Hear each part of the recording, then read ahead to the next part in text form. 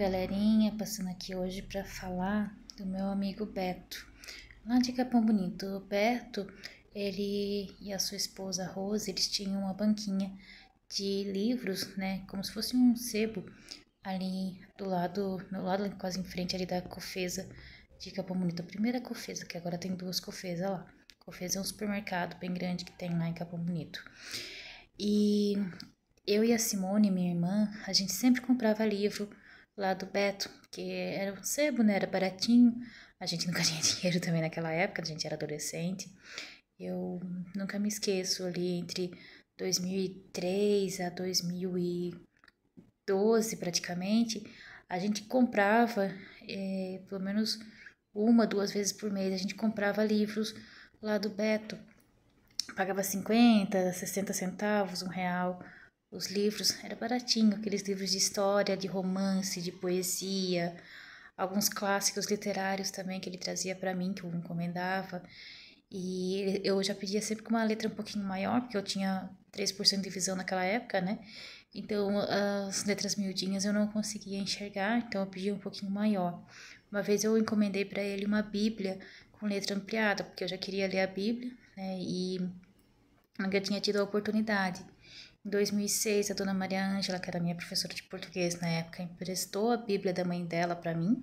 Eu li e aí eu fiquei com desejo de ter uma Bíblia para mim. E aí eu pedi pro Beto e encomendei dele, né? Ele conseguiu para mim, porque ele não trabalhava com venda de Bíblia, mas ele comprou uma para revender para mim e vendeu pelo mesmo preço que ele pagou na época.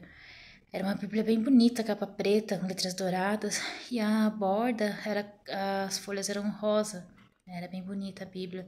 E eu fiquei com essa Bíblia com letra grande um bom tempo, até que eu consegui comprar uma outra Bíblia com letra gigante, que é a Bíblia que eu tenho hoje, que eu comprei na livraria Pão Diário, lá em Capão Bonito também, que era uma livraria evangélica, já fechou. E a Bíblia que eu comprei do Beto, eu dei de presente para a Sueli, minha irmã mais velha. E ela tem essa Bíblia até hoje, que eu sei. Eu tô falando aqui do Beto, porque essa semana ele faleceu, né? Ele descansou. Eu não pude estar, né, em Capão Bonito, né? Porque pela distância, eu moro aqui em Florianópolis.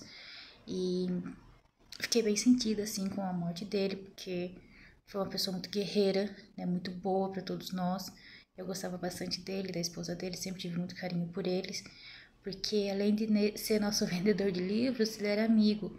Sempre estava lá dando conselhos pra gente, pros adolescentes que chegavam lá. As pessoas, todo mundo gostava dele, ele era bem querido de todos lá em Capão Bonito. E eu queria fazer uma homenagem para ele, mas eu não tenho palavras para dizer. Quando eu lembro do Beto, eu lembro dessa fase tão boa da minha vida, da minha adolescência, que era eu lá comprando os livros e lendo, e daí depois que eu lia os livros, eu juntava alguns livros e algumas moedas e ia lá trocar os livros com ele, porque era um sebo, né? Então os livros que estavam em bom uso, a gente sempre trocava com eles.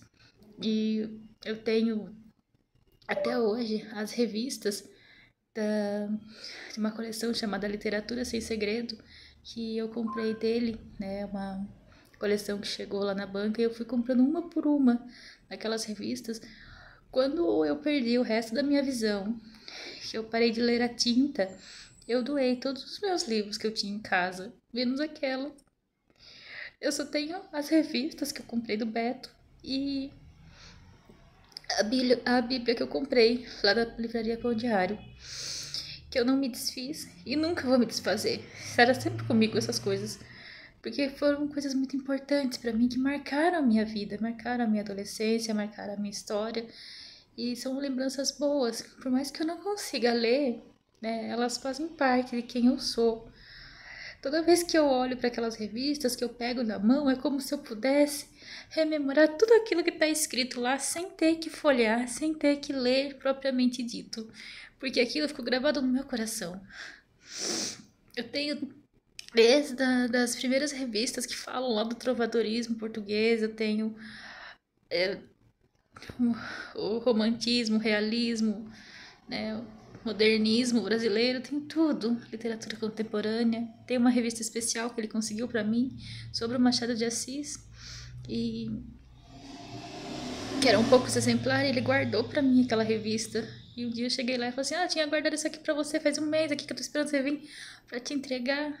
Era uma revista do Machado de Assis que contava toda a história desse autor, que eu gostava tanto na minha adolescência. Todo mundo não gosta, né? Mas eu gostava, sempre gostei de Machado de Assis.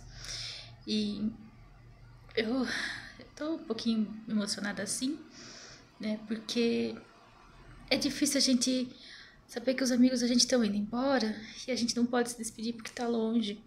Mas tenho certeza que ele está em um bom lugar, que ele é uma pessoa boa, que venceu a luta. Ele também faleceu de câncer, que eu fiquei sabendo. Isso mexe bastante comigo também. Então eu sei que ele descansou. E é isso, né? Eu queria deixar uma homenagem, mas eu não consigo nem declamar uma poesia para ele nesse momento. Só queria mostrar o meu carinho, falar que eu tenho, né, esse enorme carinho pelas pessoas que passaram pela minha vida, que fizeram a diferença, né? Que ele também foi um grande incentivador da leitura para mim, né? E mesmo sem saber sobre os recursos de acessibilidade, mesmo sem entender sobre pessoas com deficiência, ele me ouvia e ia atrás de material, de livros com uma letra um pouquinho maior naquela época para me ajudar, né? E vendia pelo preço de custo para mim. Então, eu agradeço muito a vida desse homem que fez a diferença lá atrás para mim, na minha história, e que eu vou levar sempre no coração, né?